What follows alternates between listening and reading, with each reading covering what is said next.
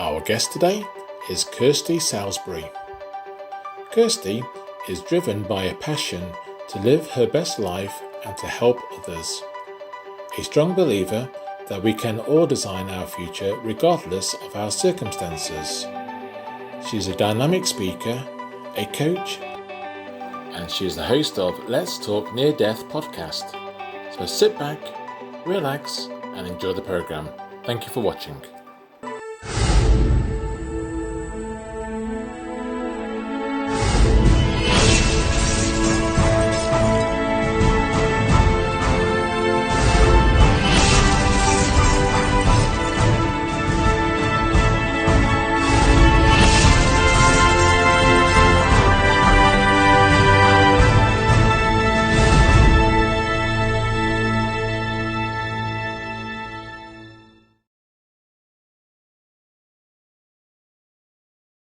Welcome to Unite Planet, and my guest today is Kirsty Salisbury. Welcome, Kirsty. Hi, Paul. Thanks for having me here. This is great.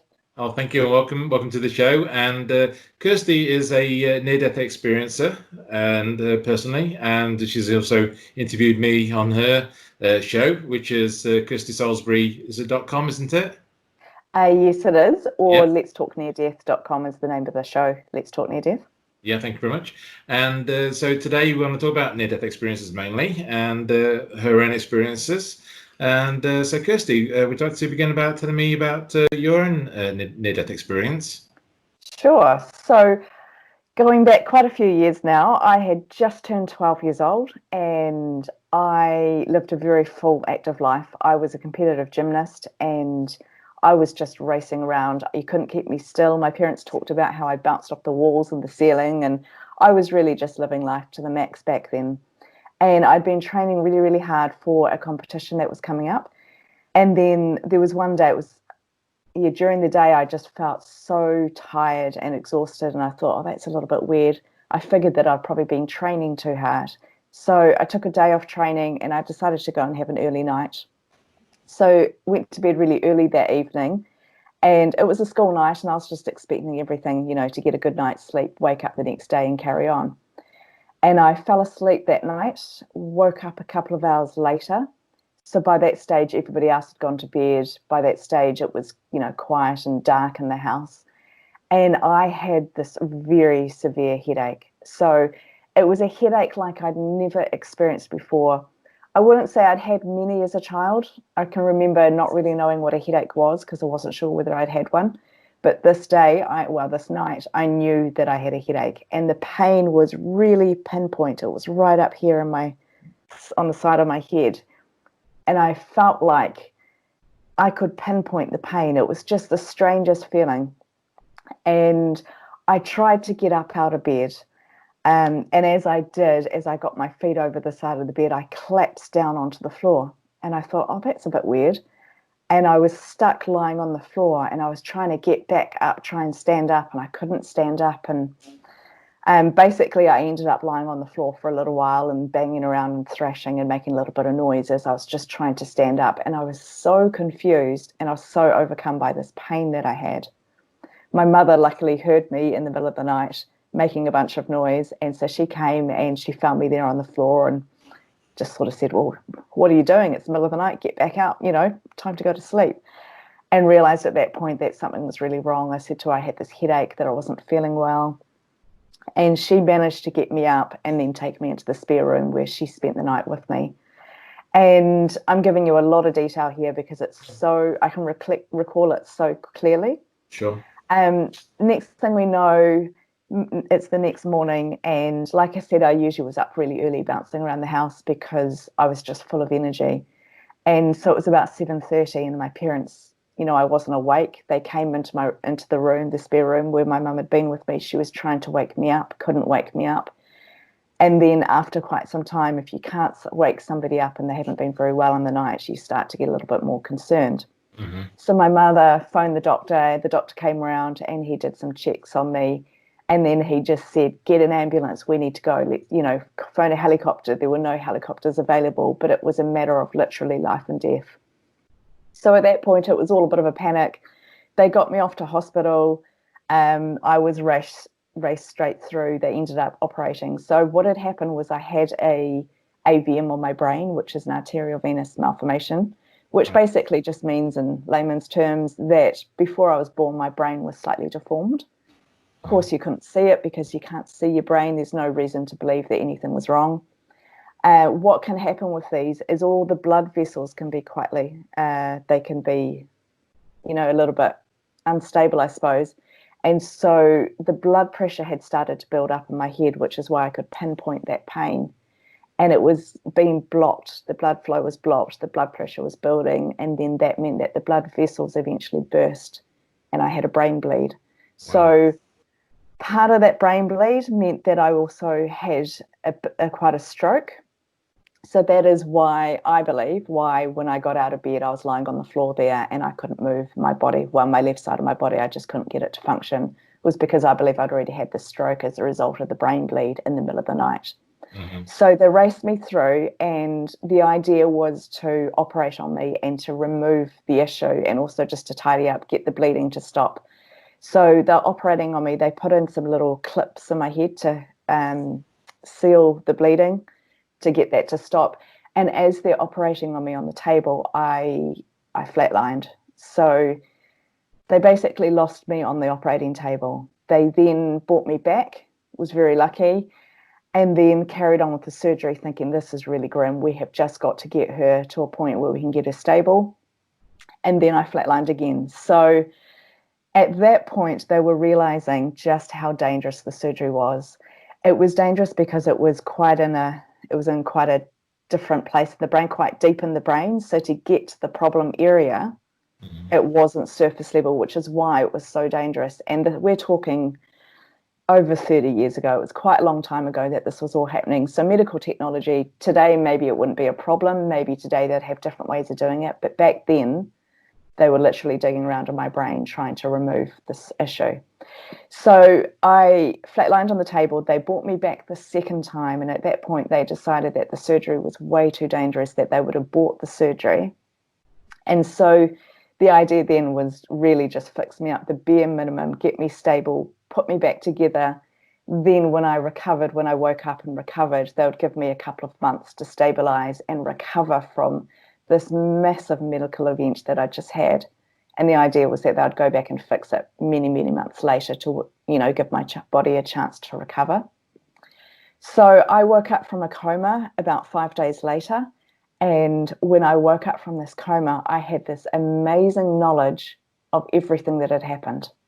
And so I didn't see it. I don't remember coming out of my body and looking down or anything like that, but I just had this most amazing knowledge.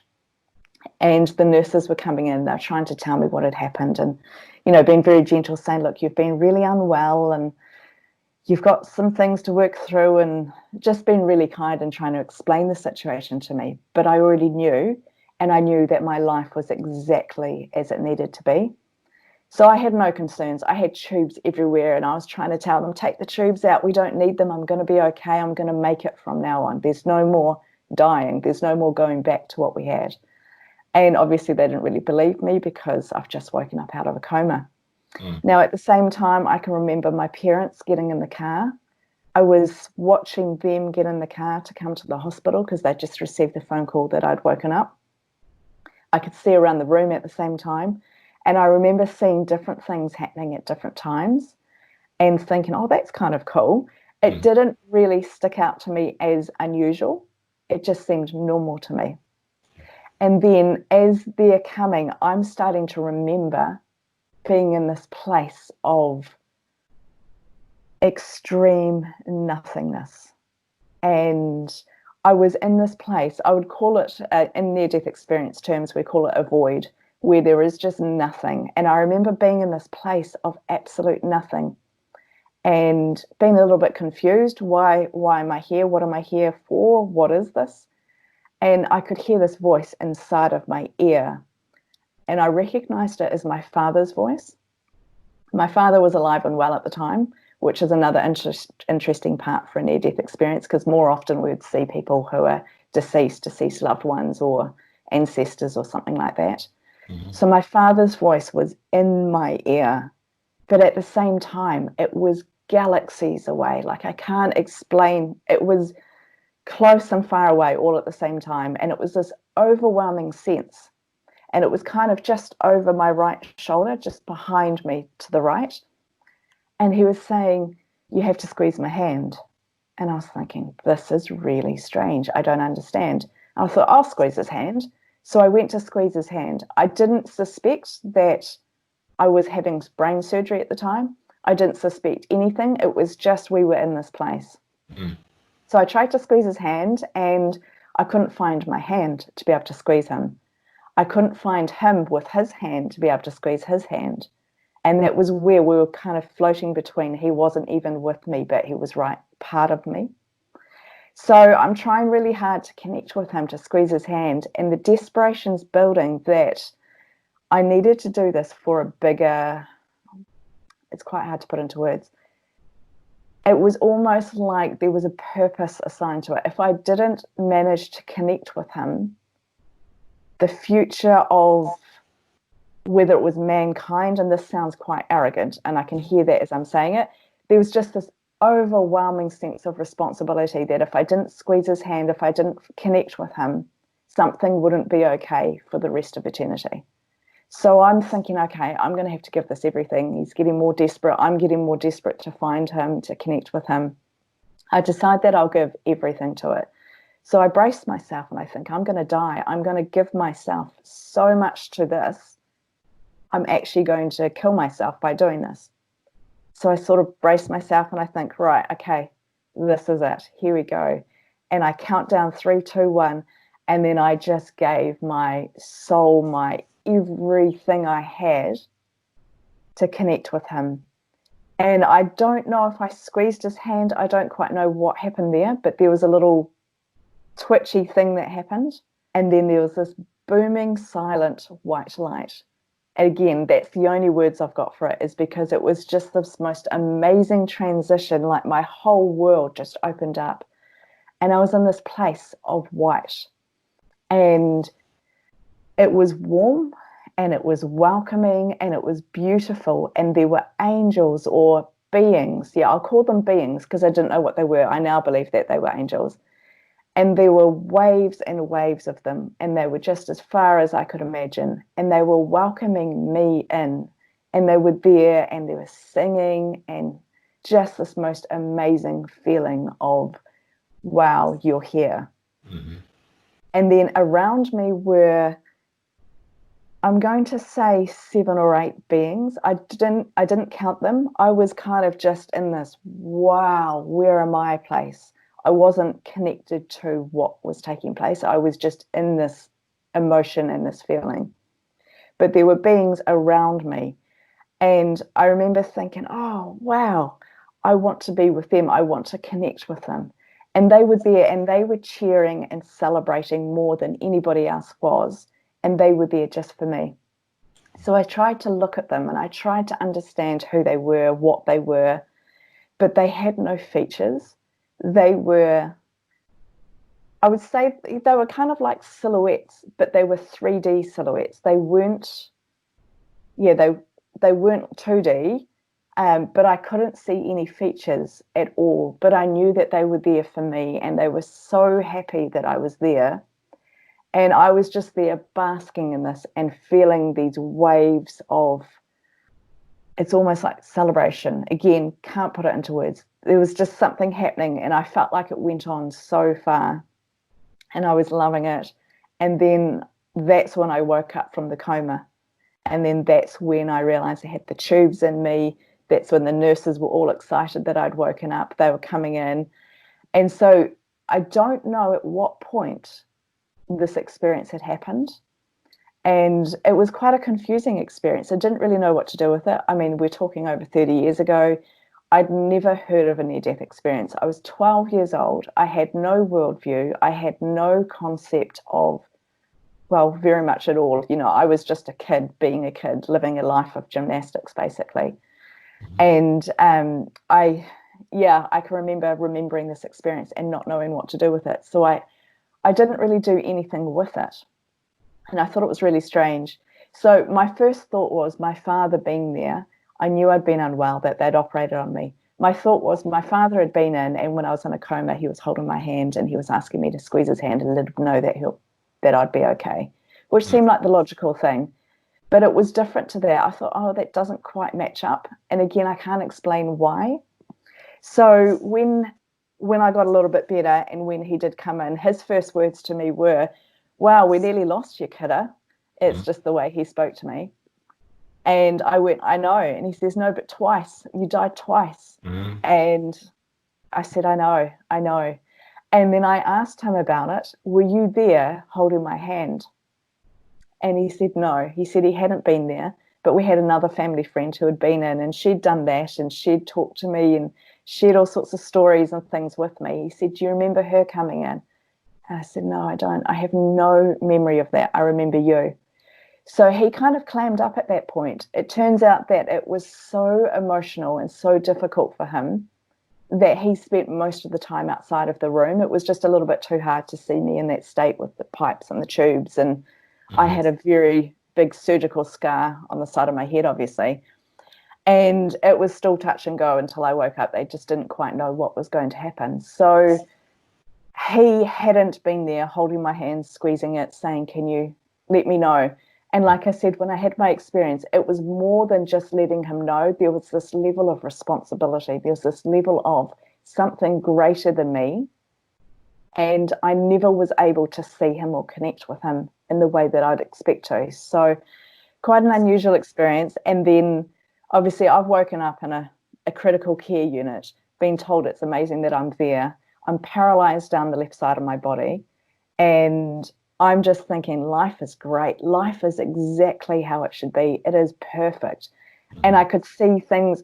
It's not that I could see into my future, but I just knew there was no more of that. I wouldn't ever get that sick again. I knew that there was some bumps in the road ahead, definitely medically, but I knew that I'd be okay, that I had a very big purpose, and that this was it. Now we really get started. It was almost like the first 12 years of my life, or they were just the warm up, whereas now we really get started. So that was my experience. I held that in for a very, very long time. It was about, I always knew I'd write a book, and I always knew that I would have to share my experience at some point, but I was so afraid of it. And I was even afraid to tell people about what had happened to me, because it was very emotionally, I don't like to use the word traumatic, but there was a lot that I went through physically. And so I didn't really like to talk about that or make that too public with people. So I put everything under the rug and just hoped that it would stay there. But I always knew at one point I would talk about it. At one point I'd write a book and share my near-death experience in that. So I now have that book written, and it was when I wrote that I needed to tell people, well, hey, this happened. Needed to prep the family that this inside information was going a bit public. And that's when I started to talk about it. So quite recently, this was only about 3 or 4 years ago that I started to really face what had happened all those years ago. And that's where I started to do more research. By now, I'd heard what a near-death experience was, because we've got the internet, which is an amazing tool. We've got all of the research that's been done. And now I've been able to look at other experience stories as well and just really narrow in on near-death experiences. Yeah. So is that what made you then feel like you wanted to talk to other near-death experiences like myself? And is that how did it happen that you began to start your channel? So this is another story, and I just put the precursor out there when I talk to people. I usually say, look, it's a little bit out there, but this is actually what happened. So I had no intention to do this. I dabbled in a few Facebook groups. I read a few stories online. I was connected to the IANS website, the International Association of Near-Death Studies. And I was really, I've written my book. I've done my part. I've kept my end of the deal. And I had no intention to share them at all. I had no intention to interview people, to set up a podcast. And I'm driving my car one day, and we can talk about this a little bit more as we go on, but I would say there is a very big spiritual aspect to having a near-death experience. Well, for me, there definitely was. I feel a very strong connection to spirit, source, God, call it what you like. I've been through different phases of calling it different things. So I'm driving my car and I'm minding my own business. I've probably got the radio on and I'm singing away and I'm just in my own world. And then I hear this voice or this emotion, this feeling that I do get this from time to time. And, I'd say it's my connection to God. And it says, I want you to go and interview near-death experiences. And I'm like, well, hang on a minute, what? No. And then there's this kind of feeling of shutting down and just going, no, not me. When you hear that you have to do something, you really don't want to do it. It was like that. And I'm going, no, no. But I know this voice and I know that I can withstand this voice, push it off. And I can spend months and months procrastinating or trying to prove that I don't need to do something. I need to come all the way back around and go, okay, so when do I start? So I've had this voice a lot in my life and I recognize this voice now. And I thought, oh no, this is terrible, but I can't run from this because I know that I can run away from this, but I'm going to end up doing it anyway. So I thought, what if I was to just go for it rather than run away from it? And so by this stage, my book is out. People know that I've had the experience. So I'm getting quite familiar in terms of I've started to do a few interviews and I've started to chat about this topic quite a lot. And then I think, okay, so what's the bare minimum that I could do to just qualify as doing my part in this task? That's actually what I thought. And I thought maybe I could send out a little survey, like get together 5 questions and mail them out or put them into one of these Facebook groups that I'm in. And I was literally scanning through my mind going, what is the bare minimum that I could do? And then the voice comes back again. And at this stage, I've probably driven probably only about 250 meters, like it happened very quickly.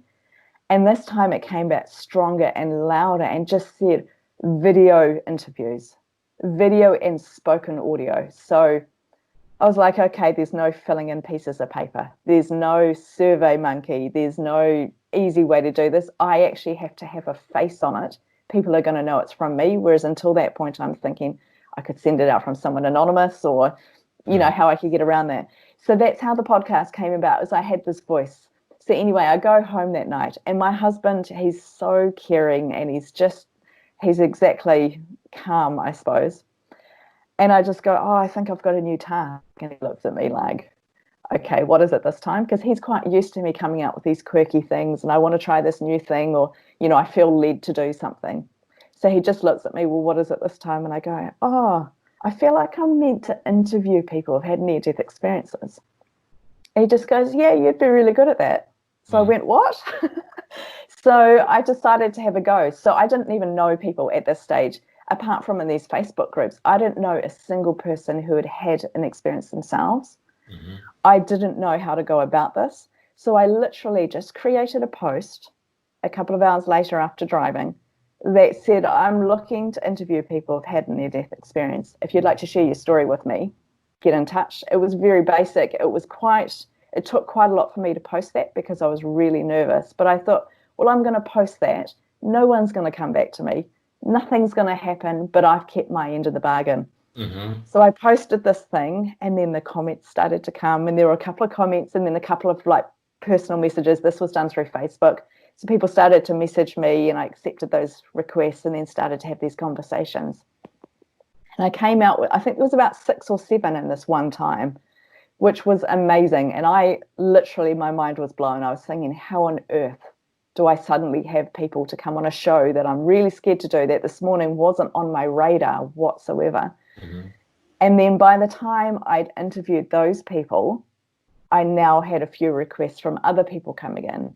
And then those people said, oh, well, I know this person who you could talk to. Mm-hmm. And it kind of just started to evolve on its own. It grew its own legs. And before I knew it, I had a near-death experience podcast, which it was never something I was going to do. I'd spent my whole life running away from my experience. I'd spent my whole life pushing it under the carpet and hoping that I didn't have to do too much with it.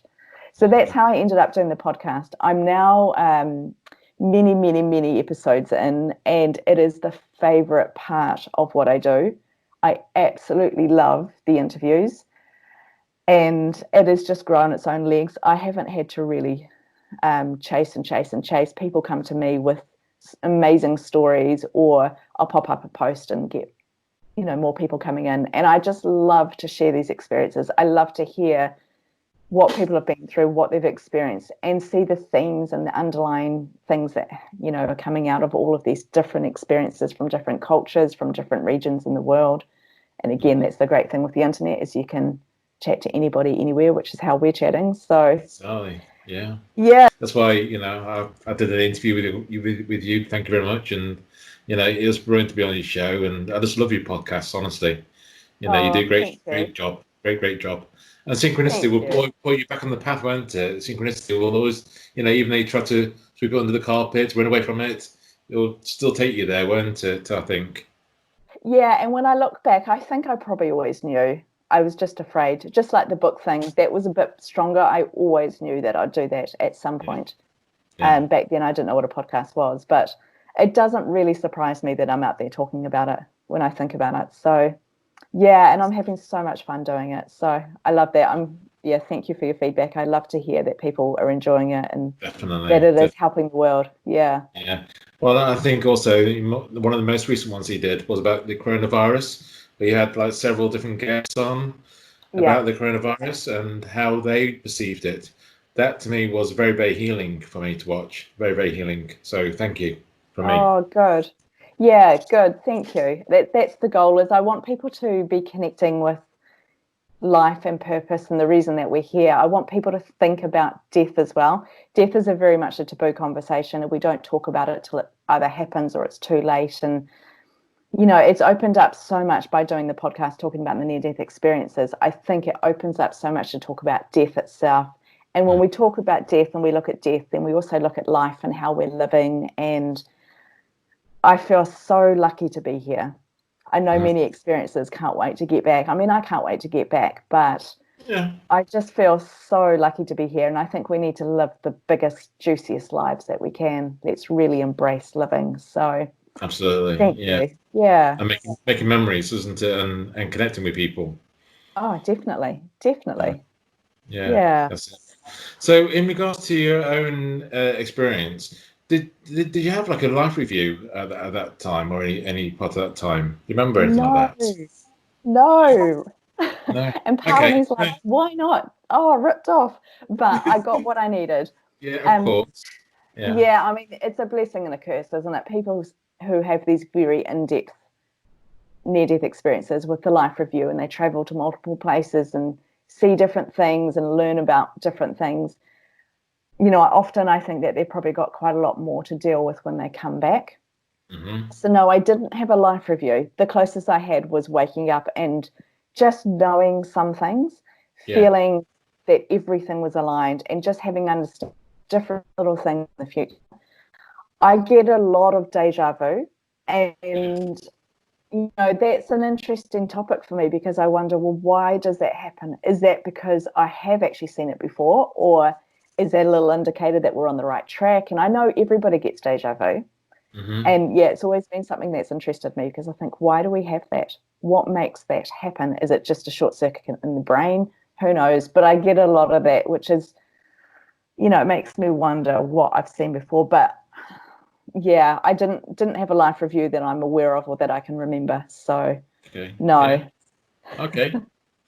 Thank you very much. Okay, in regards to near-death experiences, what's the most common similarities would you say that you're getting with your interviews? Yeah, there's a lot of different similarities. Gosh, we could talk about this for a very long time. So a lot of Okay. people come back with what we call after effects. And these might be physical after effects, things like where, I'm trying to think of some, where they have low blood pressure or a low body heat or an increased sense of smell or taste or hearing, physiological things which happen for them. There's also a lot of spiritual type after effects that happen. People come back with spiritual gifts. So whether they're able to see things, communicate with spirit or with God or source in a certain way, whether they can, see things into the future. They might be able to now see angels or see spirits around them. There's a lot of different things like that. There's things like electromagnetics. So a lot of people who have watches, Hmm. maybe their watch keeps stopping or slowing down or running out of time, setting to the wrong time. There's all sorts of different things there. And then obviously getting onto a Zoom call or a Skype call like we're doing today, there can be a lot of interference there. So this gets really interesting when you've got two, and if I get a group of experiences together, the whole connection goes haywire. We often have a lot of recording issues. We might get cut off from each other, and we're going, why is this happening? And I'm like, oh, it's just what happens. That's what happens. So there's a lot of after effects like that. People can walk down the street at night time, the street lights might go out, and then when they walk past, they look behind and the street light comes back on. So it's related to them. I've heard of that quite a few times. The sense of knowing, just being able to see things into the future. There are so many things that people are experiencing and coming back with these, we'll call them gifts. I think probably, like I said before, it's a blessing and a curse. There are gifts, but they're probably quite hard to deal with. A lot of people also, as I mentioned, are longing to go back to that place. So a lot of people are quite jealous of experiences, thinking, oh, I wish I'd had that experience. A little bit like me saying, I wish I'd had a life review. But actually, when we come back and integrate back into society, for me, this was massive. And I thought it was massive mostly because of a physical state that I was in. But if you've been and experienced this most amazing thing, coming back and settling in back into this world can be very difficult. So a lot of people want to, I'll say, commit suicide. A lot of people want to end what we're in, but it's not to cause harm or grief. It's simply just because this life gets so heavy and hard, and knowing that there's so much more out there. So there's things like that. Some of the more negative side effects, I suppose, are things like divorce rates. A lot of experiences will come back because they're so changed after their experience, so completely changed. Often it can be really hard to pick up a relationship how it was. People's priorities change, people's perspectives change. You hear about people coming back and maybe they had addictions and the addictions are gone. And whilst that's a really great thing, if you're familiar and you're in a relationship with someone who, you know, you both thrived off each other's addictions, that can cause issues. People's mindsets can be very, very different. So the divorce rate of people who have had experiences is extremely high. And when you think about that, there's a lot of pain and emotional things that people go through to get to the extent of divorcing. So again, it's this amazing blessing to go and have the experience and experience something that's out of this world. But coming back in, people talk about their bodies are just so heavy. I definitely experienced that, whether that was due to the fact that I was half paralyzed, quite possibly, but just feeling trapped and constrained is another thing people want to escape. And then if you've got some of these spiritual abilities, some of these gifts that have come through that you didn't have before, learning how to deal with them can be extremely difficult. So, there's a lot of different things that I see coming through, a lot of different types of experiences. And it's really beautiful actually to see all of the different, what we call after effects that people get in the different scenarios, and whether they stayed long term or short term. Some people will forget things and then remember it later. Some people will remember things straight away. So there's a lot of different factors. But what I would say is the biggest thing out of everything that I've researched and everything that I'm seeing is the theme that when people come back, it's all about love. It's all about connection and love. Definitely. And a lot of people talk about how we are connected, how we are one, we are love, we are God, we are source, we are all connected together. So that's quite beautiful. And I would say that that is the strongest theme that I've seen out of interviewing and talking to hundreds, talking to potentially thousands of experiences, is this the underlying theme of love and coming to really spread that love, nurture that love, grow that love, and make the world a better place. Yeah, definitely. Yeah. I go with that. Yeah, I'm all about that. That's all about unity. That's what I did, Planet with, for that reason, to unite us rather than divide us. Exactly. Yeah, because there is too much division. There is too much about our gender, about our race, about it's those things that are making us divide sometimes, especially now about race. And, I think it's important to forget about that. Actually, more than that, we're a soul being, having this experience. That's all we are. You know, we're not a colour really. We're just Exactly. souls. You know. Exactly. And Yeah. I think more than ever right now in the times that we're in with COVID and, um, the riots that are happening, the world is just really getting quite a good taste of that it is about love, that none of those things should matter. Yeah. And yeah, I think globally it's a really quite an awakening time. Yeah. I think Yeah. so. Yes, I hope so as well. That's what Yes. I think it's going to be a positive for us as a whole. I think it's going to be very, very positive. I hope for us. You know, that's my wish. Mm, yeah, Yeah. me too. Okay, so do you feel that all near-death experiences are happening for a reason? And what do you think that reason is? So when, for example, I got a feeling that they took me out of my body and showed me around and put me back again for a reason. Do you think the same, or what's your thoughts on that? Gosh, this is such a good question. I do think, well, I think everything has a reason for starters. I don't think anything just happens to happen. I think everything happens for a reason, for a purpose.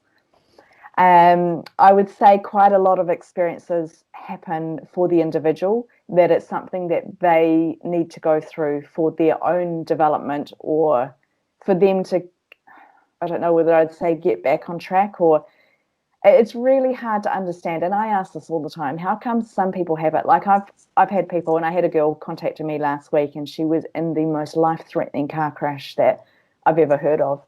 Mm. And I said to her, did you have an out-of-body experience? Did you have a near-death experience? She says she doesn't remember anything. So is it a matter of she had the experience but can't remember it? Or why do some people have them and others don't? So there's a lot of questions that happen there. I think that the ones that do have it, often you hear of when they've had the experience, they come back and they're more prepared, they're more enabled to be able to go and help the world and to build the love. So they're either through their gifts that they've received or through a purpose or a message. I've interviewed people where they've had a glimpse at their family life in the future. One in particular, she committed suicide and she had a near-death experience through suicide, which I found so interesting. Mm-hmm. And what happened in her experience is she saw her children's lives, if she went through, if she did actually die. And then she saw her children's lives if she didn't die, Wow. and then was given the choice, what do you choose for your children? Which, it sounds so weighty and so heavy, but she ended up coming back, for the children. I've heard of multiple times where people get the choice to come back for their family, for their children. Yeah. And so why does that happen? Maybe it's a bit of a boot up the bottom to get people more aligned with the life that they're supposed to live. Mm-hmm. Why does it happen to children? I often question that because I was so young. I didn't know anything about life. I was so self-absorbed with my training. And at that age, the world is about you. You don't really get concerned about other people. So for a 12-year-old, and you hear about toddlers having near-death experiences, young people, why would they have those? And I think it's really, maybe that's because maybe my experience has put me in a place where I can actually do this work. Maybe my experience was because spiritually I wasn't on track yet, even though I was only 12 years old. Maybe I hadn't had the connection or something that needed to happen for me to be able to do the work that my life needed to be doing. I do think we come here with purpose, that we have set things we need to do. I talk about how I came back with the most overwhelming sense of purpose. I woke up out of my coma and I went, yes, life is good. Everything is perfect. Now we're starting. Let's get into it. Let's go and live the life that I'm here to live. I still don't know what my purpose is. We're talking 30 plus years later. I think you're doing. Sorry? You're doing that. Well, yes, I'll do this and I'll follow something and I go, this is it. I'm really living the purpose. Oh, wait, what's over there? Maybe that's it. So I go over there. Right, this is it. I'm really living my purpose. And then something else comes up over here and I go over that way. And I do move around quite a bit. But everything I do, I give my heart and soul. And I just want to, it comes out of a place of wanting to make a difference, of wanting to help people the best that I can. And so I think a lot of people have the experience to realign them, put them back in a place where they are on track to have the biggest impact or to love in the best way they can. And I think we get so hung up on purpose has to be this massive big thing, whereas it might be you were in the right place at the right time to have a conversation that sparked a thought process, which then somebody puts some action to, which then changed the way that we do things, which has actually changed the world overall. And so we get so hung up that purpose is so well defined and that it's going to be really obvious when we're doing it. And it may just be we had one simple conversation. So I know I'm talking around your question. I've got a lot of thoughts going through my head. Yeah, it's good. Yeah, it is good. It gets really confusing up there because obviously I've had brain surgery as well. So they sort of all overlap and then I forget what we're actually talking about. But I do think I don't think that we leave permanently, that we die permanently until our purpose is complete, or we're so far removed from achieving that purpose, completing that purpose, that it can't be done anymore. So I think that if you look at somebody who might get a cancer diagnosis or they might have a major accident or something like that, I think if they still have purpose left in them and that there's the potential that can be fulfilled, then they're not going to die of cancer. They're not going to die in that car accident. There's going to be some close calls and maybe some wake-up calls. We talk a lot about wake-up calls through crisis moments. So that's where you have the sudden moment. And I think if we haven't completed the purpose or the reason that we're here, I don't think we can die. I don't think death is as, I've got to be quite careful what I say, and I struggle to use the words as well. I don't think death is as precious. No, that's not the right word. As easy, delicate. Oh, you're going to have to forgive me. I get that. No, I understand where you're coming from there, Kirsty. I understand what you're saying. I think it can happen in the blink of an eye, and life is so delicate. Yeah. But I think it's out of our control. I believe that if we're not done, then nothing will make that happen. And maybe that's from talking to people all the time who get to that brink of death and then come back. Maybe I've actually developed some feeling that death isn't as easy as we think it is. But at the same time, I've lost family members in accidents and I've seen the effect that sudden loss can have. So it's a great thing. And I hope that I've communicated that because it's actually quite hard to understand. I'm saying that death is so fragile and yet it's so resilient all at the same time. Exactly. I agree with you. Yeah. Yeah. Do you think that, do you think we have some kind of, we can say it in many different ways, like angels, a guide here on this earth realm? Do you think that we are protected as well, some kind?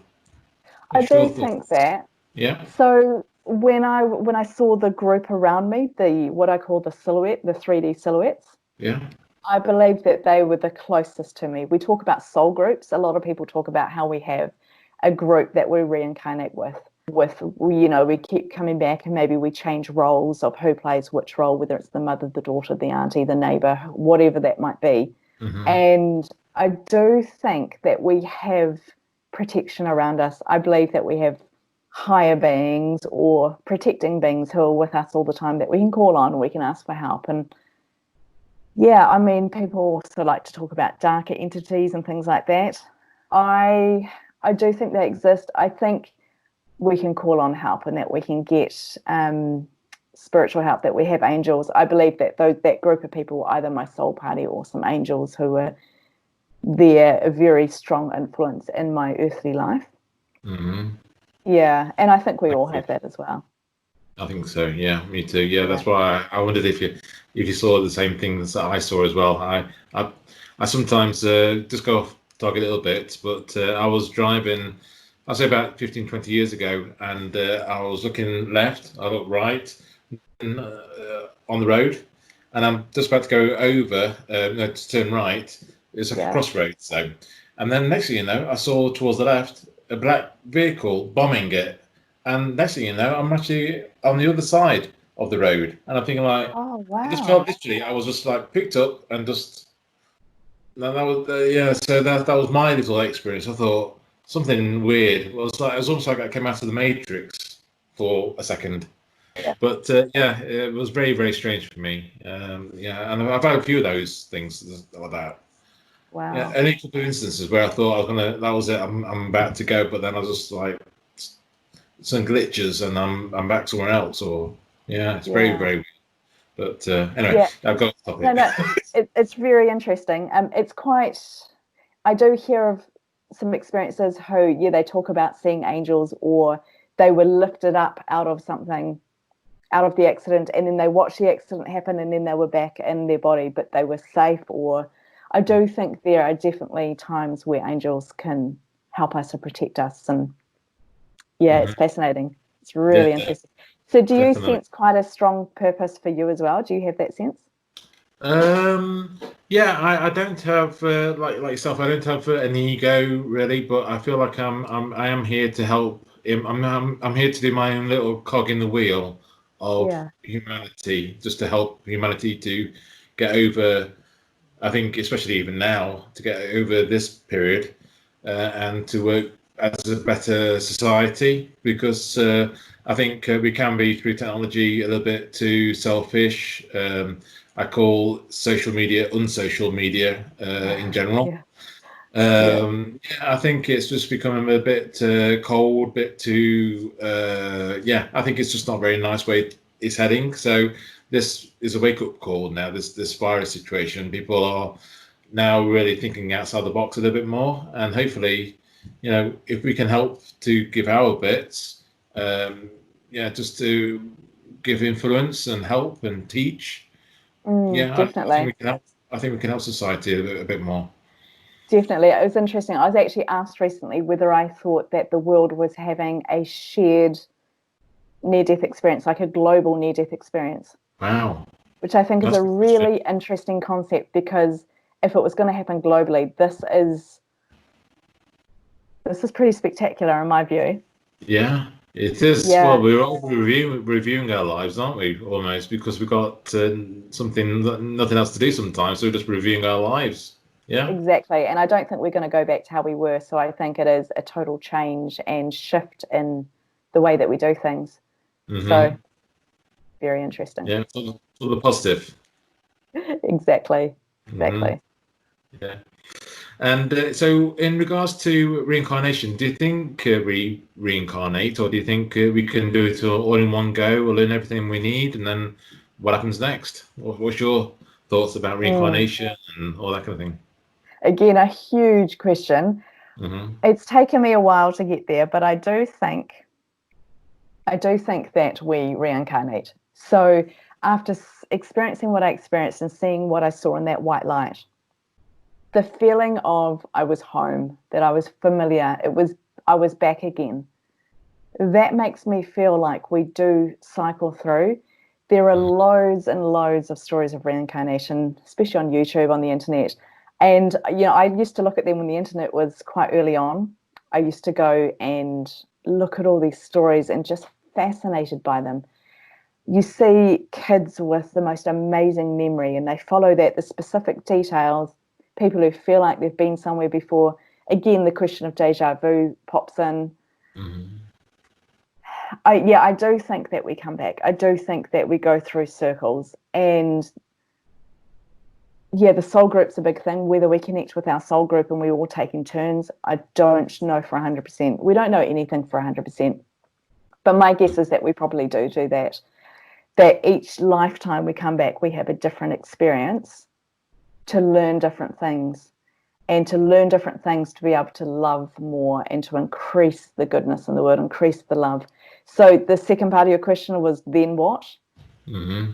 Like, how many times do we come back? I don't know. Yeah. How many times do we need to, what's the purpose of coming back? I think it's to grow the love and to become better people, to have more experiences. Why we need the experience, I'm not 100% sure. There are so many, because if we're one and all connected, and I believe that we are connected, that we are God, source, power, spirit, all together at once, what is the need to learn how to love and increase the love down here? Mm-hmm. We say down here, I don't actually think it's up and down. I think it's just different dimensions, different levels. Exactly. So, I mean, you can go round and round in circles. I guess at the end of the day, I don't really have a clear understanding or clear answer. But I do think we reincarnate, because there's been too many things. I've seen and spoken to too many people who have had these experiences or seen things before or remembered things. And just like I think we come here with amnesia, I think, near-death experiences, a lot of them have amnesia as well. Maybe I did have a life review and I can't remember it. Maybe the girl in the car crash did have it, but she can't remember it. And then you hear of people who have these experiences and they don't remember them for years and years and years and years later. And then suddenly it's the strongest memory they've ever had. So yeah, I don't know. Do you have any thoughts on that? I do, but I definitely believe in reincarnation. In my near-death experience, in my life review, I saw previous deaths. So that told me that I have been here before, and in different forms, like almost like I think I mentioned to you before, like not gladiator, but like a Greek Roman person dying on spikes. That was definitely one of the most surreal deaths I saw, and that was most memorable to me. But definitely I saw previous deaths. It wasn't just one, I saw many.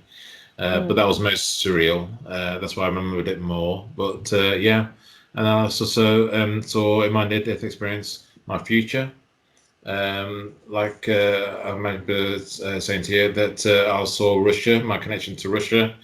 My wife is now obviously years later got married to a Russian lady. So I was thinking at 14 years old, I was thinking why am I shown Russia and all that kind of thing? Why am I seeing myself driving? I never thought I'd drive. So it's things I've seen in the future. So going back to your own near-death experience then.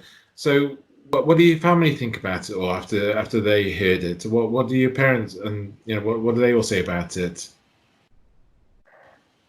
We don't really talk about it. You don't talk about it. So... Like I do with my immediate family, with my husband, because obviously I needed to let him know that I'd had this experience. My daughter's grown up. It's just a completely normal part of the conversation. She's very aware of death and of near-death experiences. We had something the other day and she said, oh, maybe they had a near-death experience. And I just thought, what a strange thing to say. But it's because it's so normal for her to have these conversations. Yeah, my immediate family. So my father, he actually died in an accident.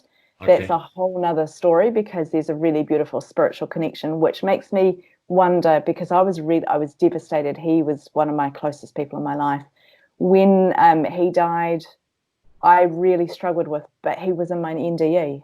What do I do now? He was my connector piece. I can't explain it properly. Yeah. My mother knows about it. She always told me the spiritual gifts that I had, and I didn't really see them spiritual gifts. She kept going, oh, but you're psychic, or you see things and different things like that. So for her, she's not really surprised by it. We don't really talk about it though. It's just something that happened. It's a little bit unusual, I think. Whereas my immediate family, my husband and my daughter and my mother-in-law, because she lives with us, she is very, very open. She actually had a similar experience at some point in her life too. So you can only imagine the excitement when I found out that, and I wanted to go for coffee straight away and hear everything about it. So she's very open and very supportive. And then I think with my, my family and my mother and my brother, and we just don't really talk about it. Everybody knows that it happened because it's in the book. The world knows about it. It's almost just like we get on with life. It's not a big thing. And yet I spend so many hours of my week talking about this topic. But it's just very normalized in our family. Yeah. So it should, So it should, it shouldn't be afraid of dying and afraid of the message it's given of love, connection. Yeah, it's a good message. Exactly. And they know that it's coming out of a place of, I want to increase the conversation, that I'm following the voice that I heard, that I want to just leave a little impact to make the world a better place. And if I can get people to talk about death before it happens, that's something that's really impressed on me as part of that purpose piece. And I think purpose can change as well. We can do one part and then the purpose slightly changes. We end up going somewhere else. So... Absolutely. So do you get people that don't have near-death experiences contacting you and saying thank you, and it's relieved their worries of dying and things like that? All the time. I get lots of messages, which I love. The messages I just love to receive them. So thank you if you're listening and you've sent me a message. I just really love it because it can be quite a lonely world sitting behind a camera like this. Like, yes, you get to connect with the people, but you're putting the content out. You don't always know, A, that it's been listened to, or B, that if it is being listened to, that it's hitting the spot, that it's relevant. So I do get some emails just saying, wow, that's really changed me. Some of the emails that really stand out for me, there was one where the lady said that she'd lost her daughter, and listening to the podcast, she just happened to find it as she was going through her grief and looking around on YouTube, found an episode, and she said it was just the perfect thing I needed to hear. Another one was dealing with suicidal thoughts, and she said your podcast messages, the stories that your people are bringing, have enabled me to hang on for a little bit longer. And, you think something like that, it blows my mind that the little bits and pieces that I'm doing could actually have some impact, like meaningful impact to somebody. Absolutely. So I do get messages. I do love it. And I actually can't remember your question anymore, but... No, it was more about people who had not had a near-death experience, and, do they contact you to say they're not scared of dying and things like that? Yeah, right, yeah. Yep, so I do get that. People saying that it really challenged them to think about it. They're not scared of dying anymore. Some people, it's transformed their belief system a little bit, that they're now in a different space. Lots of different messages. And, I just get excited by that because I think, right, I'll just keep going. I'll keep going. Because, it can get a little bit lonely, like I say, where you just don't quite know what's going on. So, yep, I do get that. And I love it. Yeah, so the feedback is always good. And like you say, it's knowing that you're on the right path for people in general. It's good. Oh, thank you. Yeah, I mean, you're always going to get the other side of the story where people want to come and tear it down and tell you how badly you're doing. But I tend to just go, okay, it's not for them. So, yeah, there's always two sides. But thank you. I really appreciate that. Oh, anytime. Yeah, no, like I say, I love your show. And I think it's... people should subscribe to you, and I will put links on the video for them all to see. Thank you. And especially the one about the coronavirus as well is just people really need to if they're concerned about coronavirus and where we're heading, that's the video to watch. Because it's so uplifting. Yeah, thank you. That's really grateful. You're welcome. So Kirsty, but thank you for your time, and I just wanted to say. It's been lovely chatting with you for the last hour and so. And hopefully we can all do it again if we can one day soon. Yeah, absolutely. I'd love to do that. That would be great. Okay. Yeah. So many topics we can cover in this near-death experience. So many. So many. Yeah. Great. Thank you, Paul. Okay. Well, thanks, Kirsty. Thank you very much for your time.